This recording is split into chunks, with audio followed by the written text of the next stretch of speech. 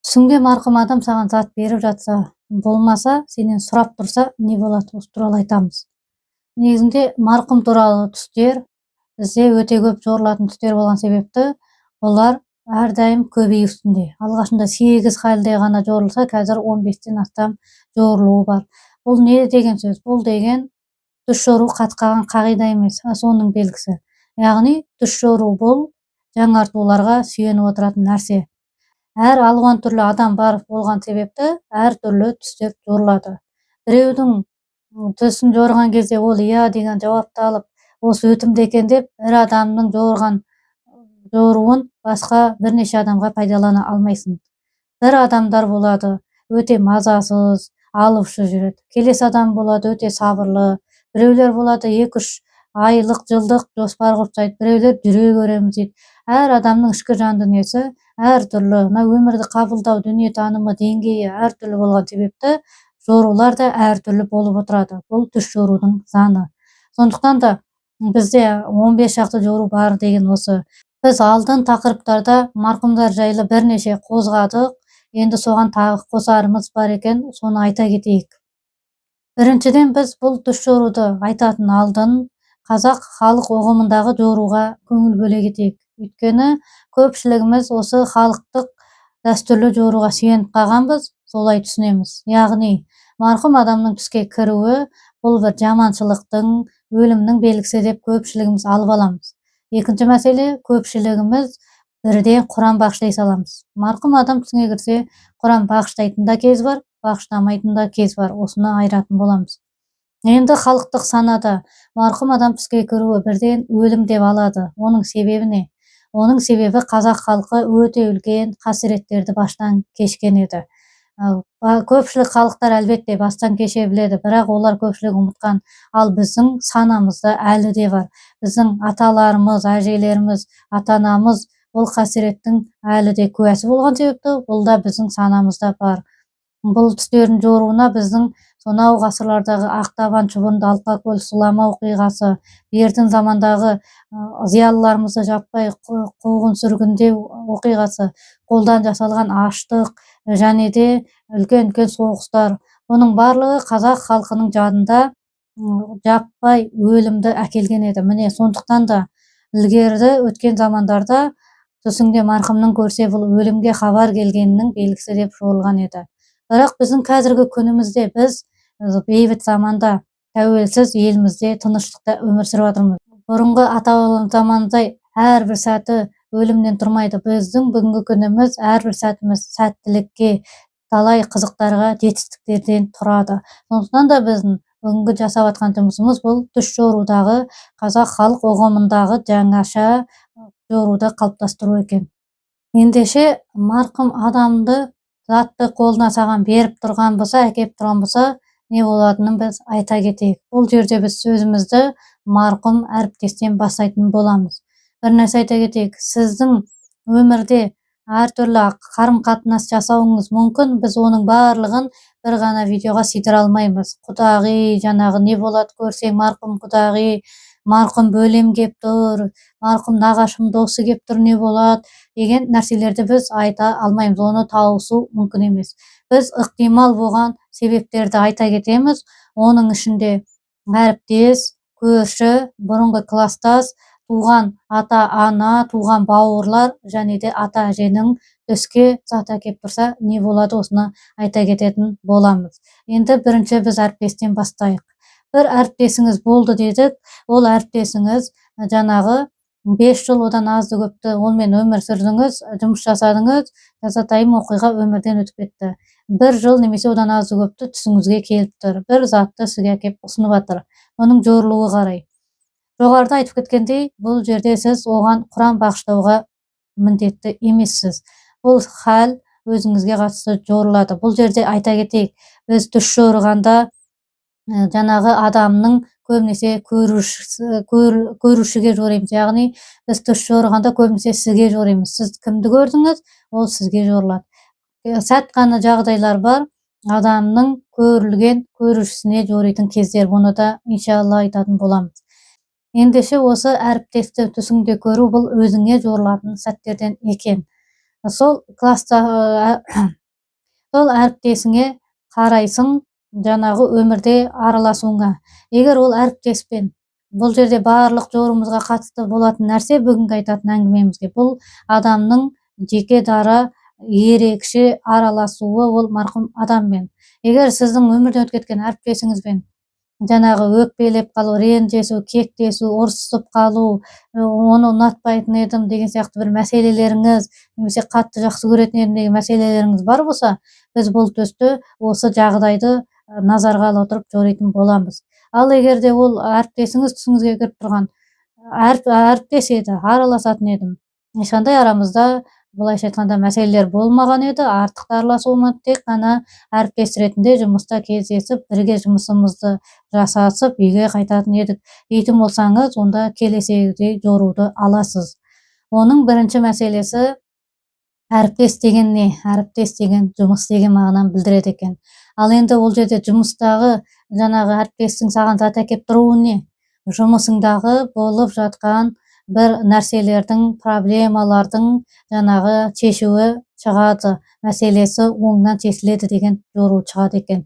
Неге біз олай жоримыз? Өйткені біз үш түрлі өзіміздің түс жору техникамызда үш түрлі бағытты түс жорығанда пайдаланады екенбіз. Оның біріншісі адамның ниеті. Жұмыстағы белгілі бір ниеттер болуы мүмкін, немесе адамның жасап қойған жұмыстағы қателіктерінен ойланып жүруі, өкінуі, осыған жориды екенбіз. Және дәл қазір жұмыста жасап жатқан бір шартты түрде алған бір міндеттеріне қатысты жориды екенбіз. Яғни бұл жерде бұл марқұм әріптесіңіздің сізге бұл затты әкеп беруі, бұл сіздің сол жұмыстағы жасаған осы үш нәрсеңіздің біреуіне жақсылыққа жорылады екен. Неге жақсылыққа жорылады? Өйткені ол әкеп тұр. Өмірде адамға бір затты әкеп беру әрдайым қуаныш болады, иә.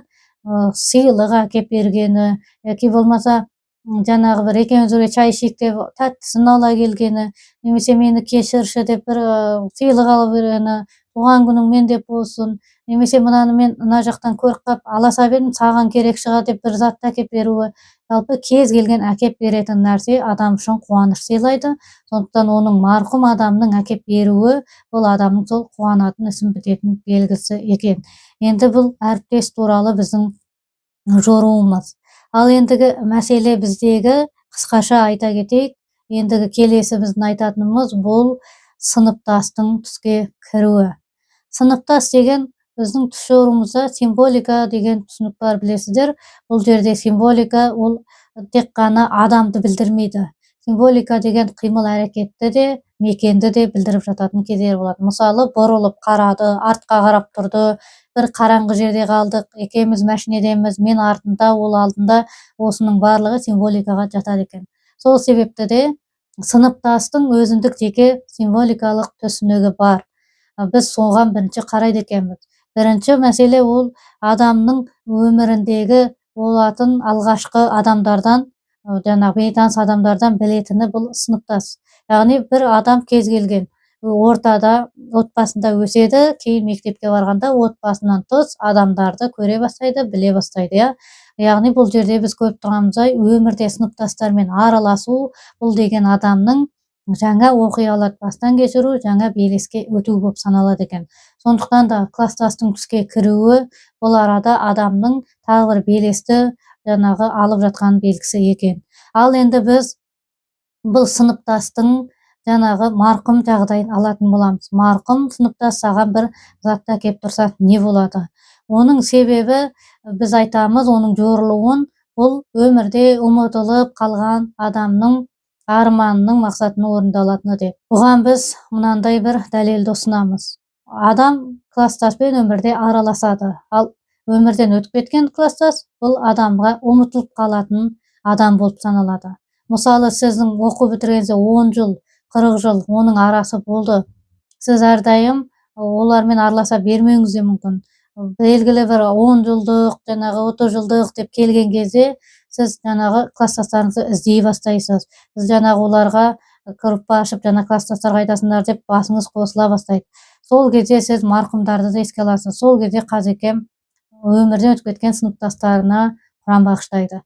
Міне, сондықтан да бұл жерде біз баламасын ала отырып, марқұмның сыныптас түске кіріп оның бір затты әкеп беруі адамның бір ұмытылып қалған бір арманы орындалады екен деп айтамыз. Енді ол жерде ұмытылған арман не дейтін болсақ, мысалы бір адам оқуын бітірді, арманы бір дәрігер болу немесе финанс маманы болу арманы еді. Тағдырдың талай бір соқпағымен, әртүрлі себептермен ол адам мүлде басқа мамандықты, мүлде басқа өмір деңгейіне өтті.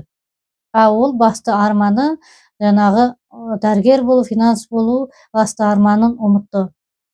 Жылдар өтті, 20 жыл, одан азы көпті жылдар өтті. Адамның төсіне дәл осы марқұмның зат әкеп тұруы, бұл адамның дәл сол арманын ойлай бастағаны, қайтадан сол арманына қолын созып, ниет қылып жүр деп жорылады екен. Әлбетте бұл жерде жаңа қолындағы затты беріп жатуы, демек сен бұл арманды қайтадан ойлауың, қайтадан қолға алсам деп ұмытылғаның дұрыс және саған нәтиже береді деп жорылады екен. Бұл біздің сыныптастар жайындағы, марқұм сыныптастар жайындағы жоруымыз. Енді біз келесіде көрші мәселесін айтатын боламыз. Өйткені біз жаңа барлығын тізбейміз, неге бұларды ғана айтамыз? Оның себебі адамның өміріндегі көп араласатындар осылар екен, рухани жаңағы араласатыны да осылар екен. Қазақ айтады, алыстағы ағайыннан жақындағы көршің артық дейді. Бұл жердегі мағына, бұл көршімен сен дәм тұздас боласың, бұл көршінің қуанышын ортақтасып, қайғының көтерісіп, сондай бір халде жүреді екенсің. Сондықтан да көрші бұны біз жоритын боламыз. Енді көрші деген не? Жаңағы мақал айтып тұрғандай, көрші деген барлығынан да саған жақын адам.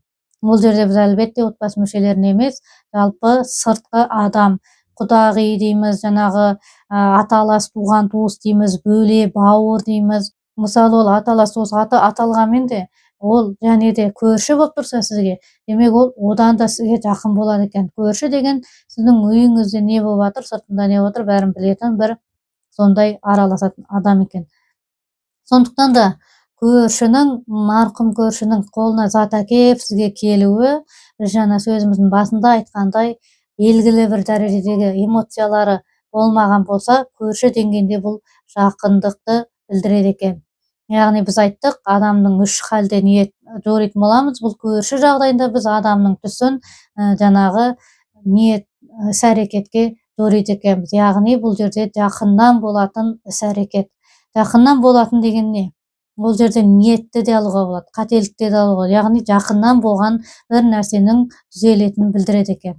Ең жақын ниет деген қайсы? Ең жақын деген ниет, мысалы сіз сауда бастағалы жүрсіз, ниетіңіз сауда. Бірақ сіз әлі бастамадыңыз, сіз сауда туралы көбірек мәліметтер жинап, заттардың бағасын біліп, қай саудада қаншалықты тиімді болатынын айтып, біреулермен сұхбатта отыра қалсаңыз, әңгіменің соңын міндетті түрде саудаға апарып, сондай саудаға бір икемделіп ниет қылып жүрсіз. Бұл ең жақын ниетіңіз болып саналады екен. Одан кейінгі іс-әрекеттегі жақындықты қалай білеміз? Адам, сол саудагер адам бастады. Сауда бастағанына 1-2 күн ғана болды. Жаңағы осы нәрселер арқылы адамның ең жақын іс-әрекетіне біз аламыз. Және де жасап қойған қателігі. Адамның 1-2 ай ғана жұмыс жасады саудамен. Бірақ оның осы 1-2 күнде жіберіп қойған қатесі бар екен. Мәселеге ол сәл ғана тиын салатын жерге миллиондаған тиындарын, долларларын салып жіберді. Бұл адам бұған өкінеді екен. Бұл міне ең жақын қателік. Яғни бұл жердегі көршінің ең жақын деп жорылып тұрған себебі осы бәрінен де жақын нәрсені білдіреді екен. Яғни адам баласы бір ғана проблемамен жүрмейді. Адамда көптеген проблема болады. Мысалы отбасылық проблемалар, қаржылық, денсаулық, мысалы аяқ киім бауыздылық қалды, машинем дөңгелегін ауыстыру керек еді, жаңағы зарядкам болмай кетті, басқа зарядкаға баруым керек еді.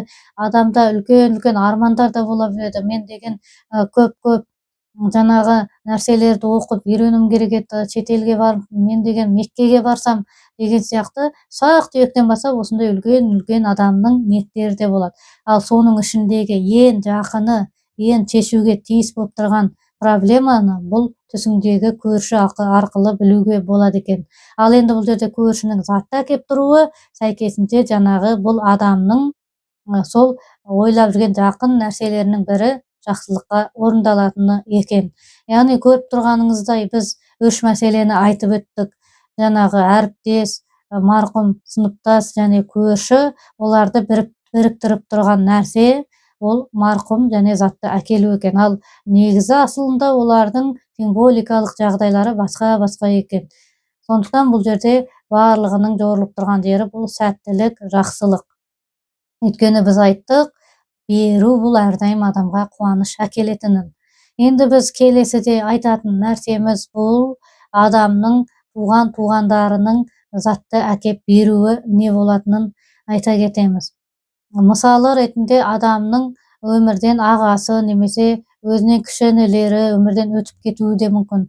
Бұлардың не болатынын біз айтатын боламыз. Жаңағы заттың әкеп беруі марқұм жаңа туған туыс отбасы мүшелерінің бұл адамның болмысында бар екенін білдіреді екен. Яғни бұл жерде біздің айтып атқанымыз бұл туған бауырлар, қандас, бір ана, бір әке шешеден тараған марқұм болып кеткен бауырың. Бұл жерде біз бауырым деп айта берейік, өйткені қазақ бауырым деп негізі үлкенді де кішкентайды да бауырым деп айтады екен. Кішкентайы болса інім деп, үлкені болса ағам деп, бірақ оны бір анадан, бір шешеден, бір әкеден тарағанды қазақ бауыр дейді екен. Осы біздің бауырымыз түсімізге кірсе, марқұм зат әкеп беріп, бұл тәуекелдікке шақырады екен. Бұл адамның жаңағы алдыңғы бөтен адамдардың түске кіруімен жоруынан ерекшеленіп кетті. Оны біз түсіндіреміз. Оның түсіндіру себебі марқұм бауырыңның түске кіруі бұл өзіңді білдіретін екен. Неге өзіңді білдіреді? Өйткені сен олмен бір анадан, бір әкеден туғансың, бір үйде өстің. Ол не жеді, сен де соны жедің. Ол не киді, сен де соны кидің. Ол қай мектепке барды, сен де сол мектепке бардың, белгілі бір мерзімге дейін, иә.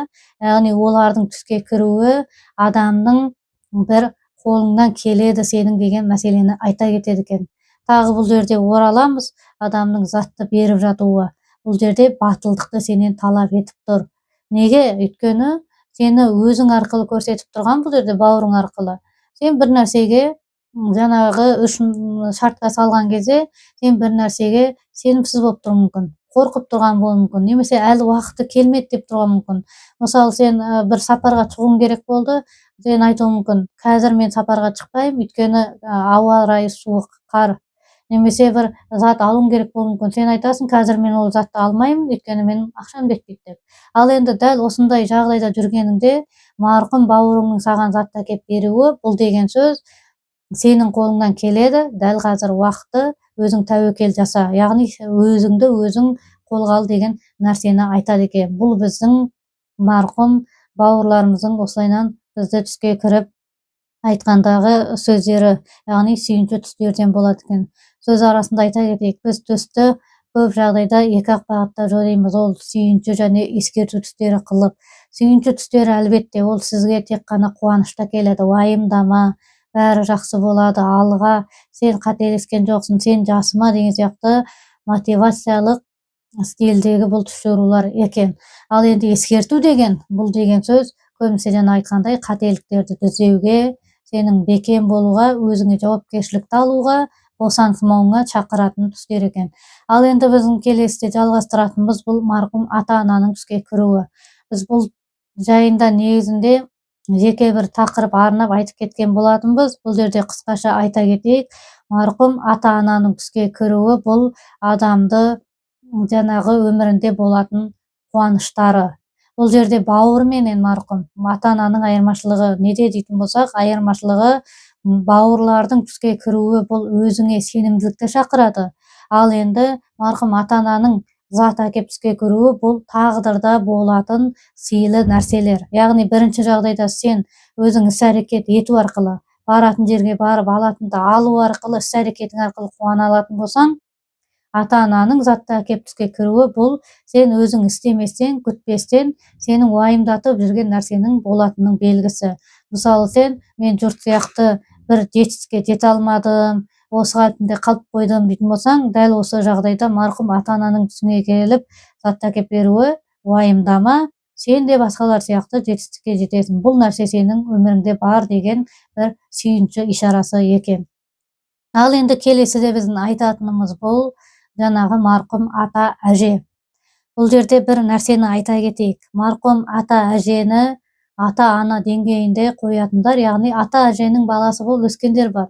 Олар үшін мәміле дәл ата ана сияқты jorылады. Неге? Өйткені ол ата әжесін ата анам деп жанағы білді осы нәрсе. Ал енді ата әже болып жоритын болса, осы нәрсені айтатын боламыз. Ата әже деген өмірдегі жанағы дәрежесін қарайтын боламыз. Ата әже деген не? Ата әже бұл сенің ата анаңды да, сені де, сенің балаларыңды да уайымдайтын, сен қуансаң, жетістікке жетсең бірге қуанатын, сен қайғырсаң, Құдайым, осы ұрпағымды қайғыртпа, оның басына түскен бәлеңді маған берші, мен ақ көрейін деп дұға жасап отыратын адам екен. Сондықтан да бұндай жанашыр жандардың, қазақ бұл ата әжені қазынам, қариясы бар үй, жанағы қазына деп қазына дәрежесіне көтерген. Неге? Өйткені ата әже негізі өміріңдегі бүкіл жамандықты өзіне тартып отыратын бір тілекші, бір тұлға еді. Сондықтан да осылайынан біз қазақ құрметтегенбіз. Ал енді олардың түсіңе кіріп, осылайынан зат әкеп беріп тұруы, бұл деген сенің басыңдағы болып жатқан барлық ауыртпашылықтардың кететініне белгі екен. Ал енді бұл жерде әкеп беріп тұр. Сондықтан да бұл тек қана кететініне емес, адамның өзінің жасаған сауаптары арқылы бір жамандықтан құтылғанның белгісі екен. Біз неге олай жоримыз? Себебі адамдар өмірде сауап дегенді жасайды негізі. Біз бір қазақ халқы негізі әлімсақтан бір мұсылман халықпыз. Қазақ болып жаралғалы, қазақ не, мұсылман не бір ұғым еді. Сондықтан бізде обал, сауап жанағы деген ұғымдар бар. Бір мысықты көрсек те оны жанағы жылы тамақ беріп, бірісін жылы жауып, әйтеуір бір мәпелеп кететініміз бар. Обал ғой, әйтеуір бір жануар деп. Немесе бір адам жанағы жылап жүрген болса, бір суын әперіп болсын көмектесіп жіберетін халіміз бар. Жанағы сауабы тиер деп. Осындай бір жанашыр мұсылманшыл халық болғаннан кейін, осының бәрі біздің негізі сауабымыз болып жазылады екен. Біздің жанағы тағдыр тақтамызда сауаптар деп жазылып жатыр екен. Дәл осы жерде марқұм ата әженің сенің түсіңе затты әкеп беруі, дәл осы бір сауаптарыңның арқасында сен бір өмірде қиыншылықтан құтқарылып, жақсылыққа жетіп жатқанының ишарат жоруы болады екен. Оның себебі бізде Құранда Алла тағала не дейді?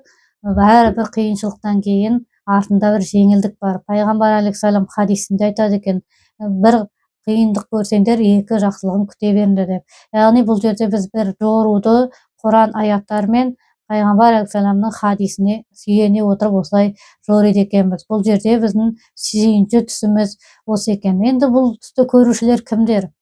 Әлбетте біздің бұл айтып жатқан сөзіміздің барлығы ғайып мәселесі болған себепті біз бұны 100%-ық бір сеніммен айтпаймыз. Ғайыптың кілті Аллада. Біз өзіміздің түйсік санамызға, жору тәжірибемізге сүйене отырып, осындай болған жоруларды сіздерге ұсынып отырмыз.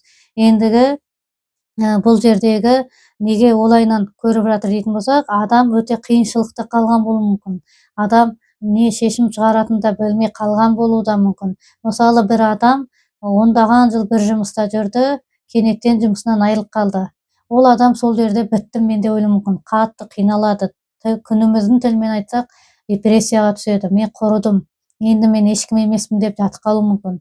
Осындай кезде бұл ата әжеңнің саған бір затты ұсынып тұруы, бұл қайғылы күндерде өтеді. Өйткені сен негізі жақсы адамсың, көп сауаптарың бар еді деп жорылады екен. Ал біз сөзімізді қайта басына оралайық. Біздің бұлайынан жоритын себебіміз ата әженің тірі кезіндегі бізге деген қамқорлық, дұға тілектері екен.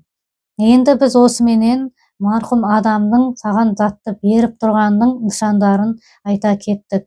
Ал енді біз келесі сөзімізді жалғастырайық. Егер марқұм адам өзі зат сұрап тұрса, не болады екен айтатын боламыз.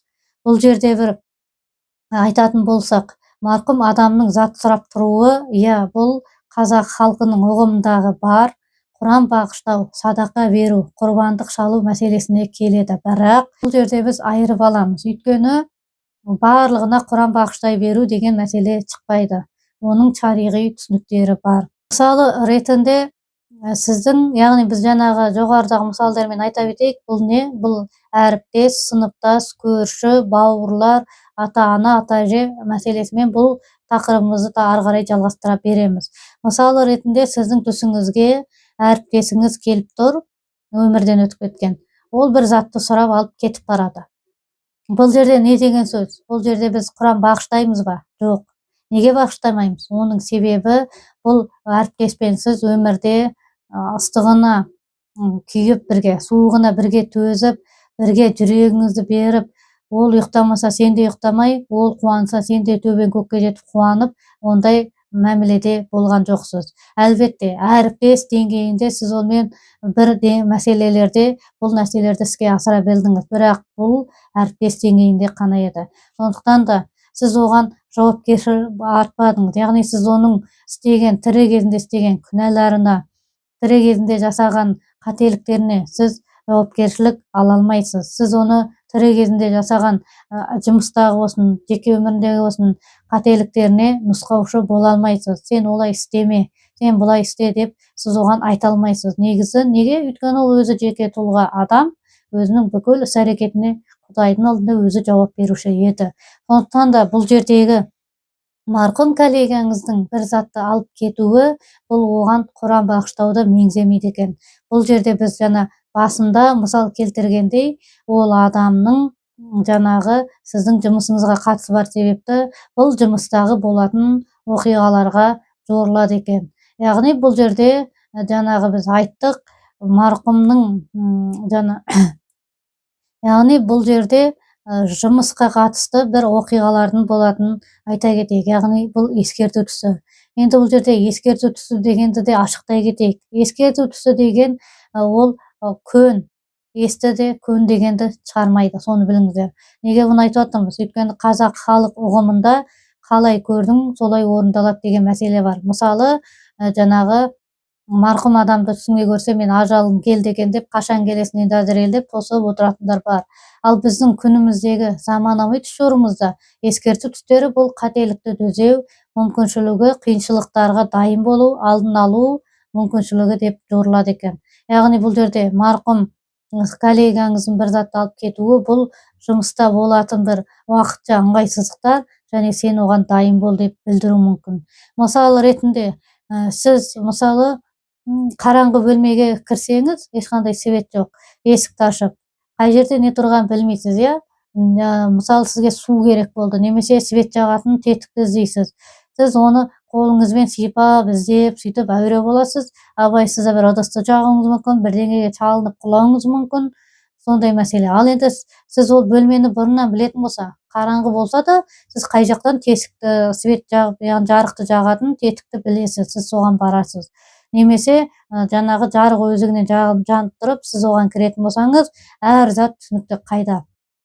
Ескерту түсі дәл осы мысалдағыдай. Егер сіз ол ескертудің алдын ала біліп алған болсаңыз, жұмыста осындай келеңсіз оқиға болады екен ғой деп, ондай жағдайда сіз оған мейлінше моральды түрде дайын боласыз, және де қатты бір шығын, уақыттан, денсаулықтан, қазіргі тілмен айтқанда нервіні құртпай, сондай бір халмен шыға алады екенсіз. Бұл біздегі жаңағы әріптес адамның затты алып кетуіне жорығанымыз. Ендігі мәселе марқұм сыныптастың бір затты алып кетуі екен. Марқұм сыныптас деген біз жаңа айта кеттік, ол бір арманның қайтадан жаңғыруы. Егер ол оны алып кеткен болса, онда сіздің жай күйіңіз белгілі болады. Біз сізден сұхбат арқылы білуіміз керек болады. Бұл деген не сөз? Бұл деген адам тура сол жете алмаған, арманына жете алмаған сияқты тағы бір оқиғаны бастан кешіріп, мұңайып жүр. Яғни оның санасында салыстыру жүріп жатыр деген сөз. Мысалы ретінде адам жаңағы бір сүйікті оқуына түсе алмады, енді бір 40 жасында ол адам бір нәрсені үйреніп жатыр, немесе бір үлкен арманы бар, мысалы өзі бір үлкен жеке үй салғысы келіп жатыр, немесе қайық албап серуендегісі келіп тұр. Ол адам оған қанша тыраштанып үлгеріп жатса дағы, ол арманы оған берілмей жатыр, бұйырмай жатыр. Сол кезде бұл адам мұнаяды, мен деген алдым бір оқуға түсе алмап едім жас кезімде, енді міне мен 40 жасында бір арманым бар еді, оны орындай алмай тұрмын. Дәл осы эмоционалдық хал адамның түсінде сыныптасының затты алып кетуімен кіріледі екен. Ендігі бізде айтатын мәселеміз бұл жанағы марқұм көршінің бір затты алып кетуі не болатынында. Көршіні де біз айта кеттік, көрші деген өте жақын нәрселерден. Ал көршінің бір затты алып кетуі сіздің үйреніп қалған әрекеттеріңіз соның біреуінің ақауына білдіреді екен. Яғни ол жерде ақаулар деген не? Сіз мысалы ел сияқты әлеуметтік желілерде жаңағы тікелей эфирді ашу арқылы пайда таба аласыз. Бұл біздің ең оңай жаңағы неміз, бұл біздің жаңағы ең оңай теңеуіміз. Дәл осы кезде жаңағы тікелей эфирлердің сәтсіз болып жататын кездер болады. Мына біздің байланыс еліміздің әлсіреп кететін кезі болады. Міне көршінің бір затты алып қалуы бұл сіздің үйреншікті әрекеттеріңізден бір уақытша ақау шығып қалатынның белгісі екен. Біз осылайынан жоримыз. Ендігі мәселе бізде бауырлардың, марқұм ата-ананың, ата-әженің бір затты алып кетуі нені білдіреді? Бұл жерде біз барлығын бірге алдық. Неге? Өйткені қан туыс, ет жақын, ағайын туыс, жаңа бір үйде өскен деген мәселелер бар. Міне сіз дәл осы жерде сіз бұларға Құран бағыштауыңыз керек. Неге дәл осы жерде? Өйткені жаңағы сіз олардың тірі күнде жаңа сөзіміздің басында айтып кеткендей, марқұм бауырыңыз үшін сіз жаңағы қуандыңыз, бірге ортақ армандарыңыз болды. Сол себепті де ата-анаңыз ол сіздің тірі кезіңіздегі ата-ана сіздің көз қуанышыңыз, тірекшіңіз. Мысалы кез келген балаға үлкен бір марапат, үлкен әлемдік бір жүлде, үлкен бір атақты адамның жаңағы бір мақтауы, қолын алуы, басын сипауынан қарағанда кез келген адамға белгілі бір жетістікке шықса, ата-анасының әй жарайсың балам деп мақтануы ол бір үлкен қуаныш. Төбем бір елі көкке жетпей қалды дейтін қуаныш осы. Олардың ата-аналардың жаңа ата-әженің қасыңда отыруы сен үшін әрдайым бір арқаңда тірегің тұрған сияқты хал. Сенің артыңда мен мұнайсам да, қуансам да, қай жаққа барып кетсем дағы, басымды тауға ұрайын, тасқа ұрайын, бәрібір менің ата-анам бар, сол деген арқаңдағы бір рухани тірек. Сондықтан да олардың бір затты алып кетуі, немесе сұрап тұруы, бұл деген сөз жаңағы маған берші деп айтып тұруы, бұл деген сөз адамның сол адамдарға Құранды бағыштау керек екенін, ол адамдарға бұл тірі ұрпақтан жаңағы көмек қажет болып тұрғанының жоруы осы болады екен. Енді бұл жерде айта кетейік, адамның жаңағы көптеген сауаптары болады, рухани және діни мәселеде. Егер адамның бір сауабы жетпей қалса, осындай түстер арқылы адам жаңағы өзінің тірі жүрген ұрпақтарынан көмек ала алады екен. Бұл да бір Алла тағаланың мейірімі. Өйткені біздің дінімізде білесіздер, адамның, яғни Құдай тағаланың адамға деген бір жер бетінде тірі жүргендерге бір мейірімі қалса, ал адамға деген 99 тексіз мейірімі Аллахтың ақыретке қалдырады екен. Осының бір көрінісі, ақыреттік біздің Аллахтан алған мейіріміздің бір көрінісі, біздің сауабымыз жетпей жатса, біз түске кіріп, бұл сауапты жаңағы тірі жүргендерден алып алуымызға мүмкіншілік бар екен. Бұл жерде сіз жаңа айтып кеткендей бір шегелеп тұрып тағы ескерте кетейік. Сіз кез келген жанға Құран бағыштай алмайсыз. Неге? Өйткені кез келген жанның, құдағыңыздың, бөлеңіздің, жаңағы әріптесіңіздің, әкеңіздің, бауырының, баласының, жаңағы апайыңыздың, балдызының, тағы бір деңгесінің, солар түсіңе кеп бір затты сұрап тұрса, мына затты маған бере қойшы деп айтып жатқан болса, сіз оған Құран бағыштай алмайсыз. Неге?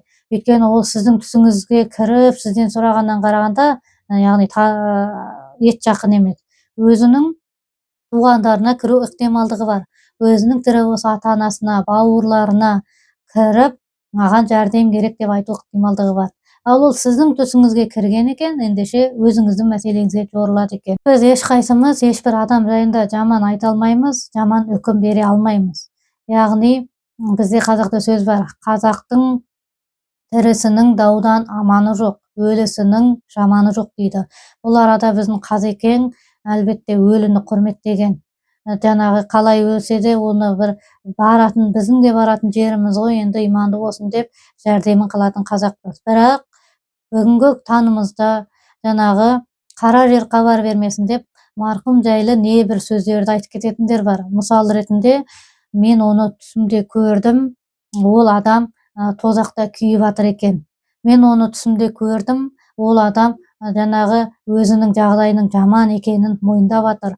Яғни сен дұрыс айтыпсың, мен намаз оқымағаным үшін, жаңағы немесе мен саған көп дөрекі сөйлегенім үшін міне мен азап көріп жатырмын, мені кешірші деп мен түсімде келіп тұр дейді адамдар. Бұл жердегі нәрсе жорылмайды. Неге жорылмайды? Өйткені сіз ол адамның өміріне жауапкер болмадыңыз. Қазақ халқының түс жору ұғымдағы бір мәселені айтып кеткеннен кейін біз мына нәрсеге назар аударайық. Түсіңде марқұм адамның алып кетуі.